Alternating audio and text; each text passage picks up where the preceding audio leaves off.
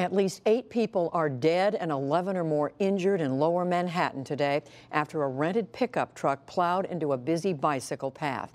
The incident happened a few blocks away from the World Trade Center memorial site.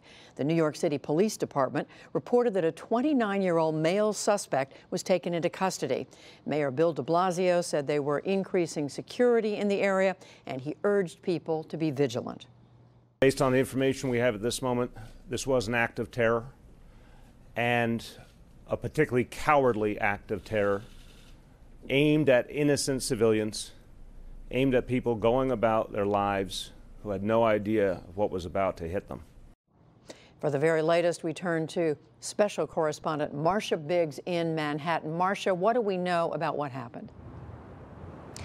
So, Judy, this is still a developing investigation. It's only a couple of hours old. What we know is that at 3:05 p.m., a 29-year-old male entered the West Side Esplanade, which is a bike path here on the west side of Manhattan along the river. He entered in a Home Depot rented pickup truck at high speeds at Houston Street, mowing down pedestrians, driving about 16 blocks before colliding with a school bus. Then he exited the vehicle, brandishing what appeared to be 2 weapons, what appeared to be a pellet gun and a paintball gun, before NYPD officers shot him in the abdomen. He was then taken to the hospital. There are eight confirmed dead and over a dozen injured, and they expect more injuries to come. So, Marcia, we heard Mayor de Blasio say it is an act of terror. Do we know what they're basing that on? Judy, we don't know much. It was confirmed that it was an act of terror, as you said, as we heard, but it was also stressed that this is a lone wolf, that there is no wider plot understood, that also it was reported that there were witnesses saying that he had shouted out, "God is great" in Arabic, but the NYPD would not confirm that.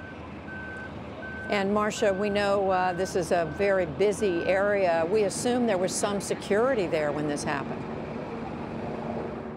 Well, the officers reacted very, very quickly. Commissioner Ray Kelly stressed today in an interview that I saw that the suspect did not use those weapons, that those weapons may have been inoperable if they were real at all. The NYPD was the only one firing shots, and they shot him very, very quickly and arrested him. We don't have any other information about him other than his age. But the area around in this neighborhood where I'm standing, which is just a few blocks from where it happened, was immediately put into lockdown mode. The high school nearby was put into lockdown mode. This was 3 o'clock in the afternoon, so school was about to be let out. This is a very busy neighborhood. We're just in the middle of the financial district. It's also a very family-friendly neighborhood, a lot of residents in this area, schools. So it was a very quick lockdown, Judy. And I was just being reminded, police chief is named O'Neill. Marcia, finally, we know this is Halloween. A lot of people, assuming children, are going to be out on the streets tonight. What are they saying to people about whether they can go out or not?